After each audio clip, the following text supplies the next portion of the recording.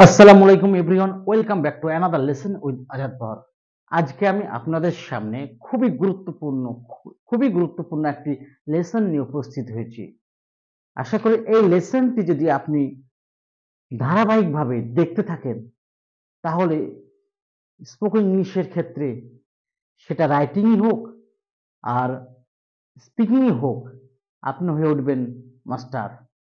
অর্থাৎ আপনি যদি এই যে টেন্স নিয়ে আলোচনা করতে চলেছি, এই টেন্সটি যদি আপনি ধারাবাহিকভাবে প্রতিটা পর্ব যদি দেখেন এবং প্র্যাকটিস করেন, অর্থাৎ if you practice regularly and follow, then you can master about the use of tenses and you will be a fluent English speaker in your daily life English conversation। অর্থাৎ আপনার ডেইলি লাইফ ইংলিশ কনভারসেশনে আপনি হয়ে উঠবেন একজন fluent English speaker. তাহলে দেরি নয়, let's get started. আজকে আমরা টেন্স নিয়ে আলোচনা করতে চলেছি। ইংরেজি গ্রামারের ক্ষেত্রে একটি বড় অংশ জুড়ে আছে টেন্স। অর্থাৎ টেন্স বলে ভার্বের কার্য সম্পাদন হওয়ার সময়কে। অর্থাৎ যে কোনো একটি বাক্য বলতে গেলে ইংলিশে খুবই জরুরি ভার্ব। ভার্ব ছাড়া কোনো বাক্য তৈরি করা যায় না, যাকে আমরা সাধারণ ভাষায় ক্রিয়াপদ বলি। তাহলে এই ভার্ব বা ক্রিয়া সম্পাদন হওয়ার সময়কে, অর্থাৎ ভার্বের কাজটি এখন হচ্ছে না আগে হয়েছে না ভবিষ্যতে হচ্ছে, তাই যে এক একটা সময়ে যে ক্রিয়া সম্পাদন বা কাজটা সম্পন্ন হওয়ার সময়, এই সময়কে ইংরেজিতে বলা হয় টেন্স। এই টেন্স কে আমরা তিন ভাগে ভাগ করেছি: প্রেজেন্ট বা বর্তমান, পাস্ট বা অতীত, ফিউচার বা ভবিষ্যৎ। যেমন ছেলেটি বইটি পড়ছে, তাহলে ছেলেটি বইটি পড়ছে, তাহলে পড়ছে, পড়া একটা কাজ, এটাকে ইংরেজিতে বলা হয় ভার্ব। তাহলে এই যে ভার্বের কাজটা সম্পন্ন হচ্ছে, অর্থাৎ সে যে পড়ছে, কখন পড়ছে? এখন পড়ছে।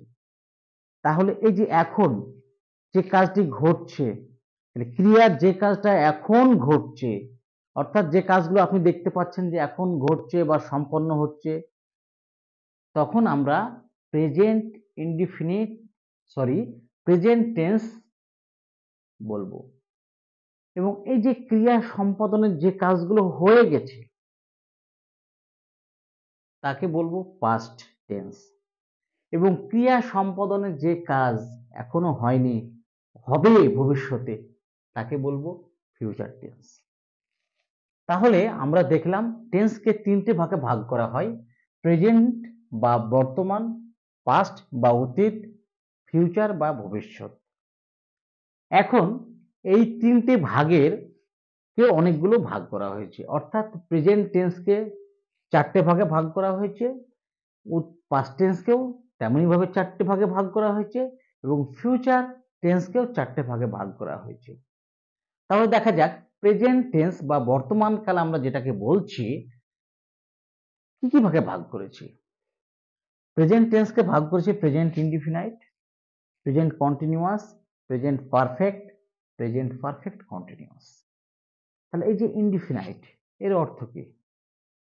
আমরা জানি প্রেজেন্ট টেন্স তাহলে বর্তমান কাল, ইনডিফিনাইট তাহলে প্রেজেন্ট ইনডিফিনাইট মানে অনির্দিষ্ট বর্তমান। যে ঘটনাগুলো বর্তমানে ঘটে, হয়,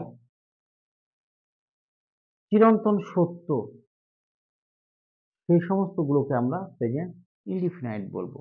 অর্থাৎ যেটা হয়, সচরাচর হয় বা ঘটে।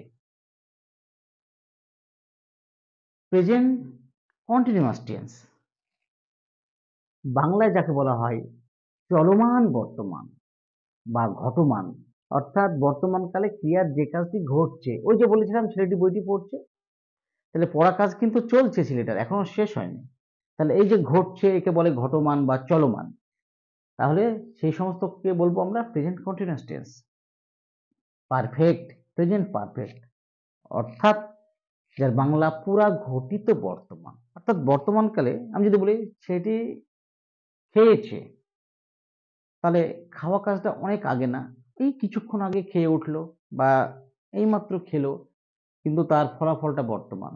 এই যে এইমাত্র একটি কাজ সম্পন্ন হলো, এবার এইমাত্র কাজটি হয়ে গেল বা ঘটে গেল, তখন আমরা প্রেজেন্ট পারফেক্ট টেন্স বা পুরা ঘটিত বর্তমানকাল ব্যবহার করি। তারপরে প্রেজেন্ট পারফেক্ট কন্টিনিউয়াস, অর্থাৎ পুরা ঘটিত চলমান বর্তমান। বর্তমানে কোনো একটি কাজ শুরু হয়েছে, অর্থাৎ ক্রিয়াকাজ চলছে এবং একটি নির্দিষ্ট সময় ধরে চলছে, এখনো শেষ হয়নি। সেই সমস্ত ক্ষেত্রে আমরা প্রেজেন্ট পারফেক্ট কন্টিনিউয়াস টেন্স ব্যবহার করব। তাহলে প্রেজেন্ট টেন্সের যেমন 4টে ভাগ, অনুরূপভাবে পাস্ট টেন্সকেও আমরা past indefinite, past continuous, past perfect, past perfect continuous এবং ফিউচার টেন্সকেও future indefinite, future continuous, future perfect, future perfect continuous. অর্থাৎ টেন্সকে আমরা যেমন 3 ভাগে ভাগ করেছি এবং প্রত্যেকটা ভাগকে আবার 4টে ভাগে ভাগ করেছি, তাহলে প্রেজেন্ট, পাস্ট এবং ফিউচার টেন্স এই 3টে টেন্সকে 3 4 12টা ভাগে আমরা ভাগ করেছি আমাদের সুবিধার জন্য। তাহলে আমরা যদি এই 3টে টেন্সের 12টা ভাগকে সুন্দরভাবে আমরা বুঝি এবং ফলো করি, তাহলে আমাদের স্পিকিং এবং রাইটিং এর ক্ষেত্রে কোনো সমস্যা হওয়ার কথা না। তো আমরা এই যে প্রেজেন্ট, পাস্ট এবং ফিউচার এর প্রতিটা ভাগ আমরা নেক্সট প্রতিটা ভিডিওয় আপনাদের পার্ট করে 12টা পার্টে 3টে টেন্সকে সুন্দরভাবে উপস্থাপন করব। আশা করি আপনারা চ্যানেলটির সঙ্গে থাকবেন।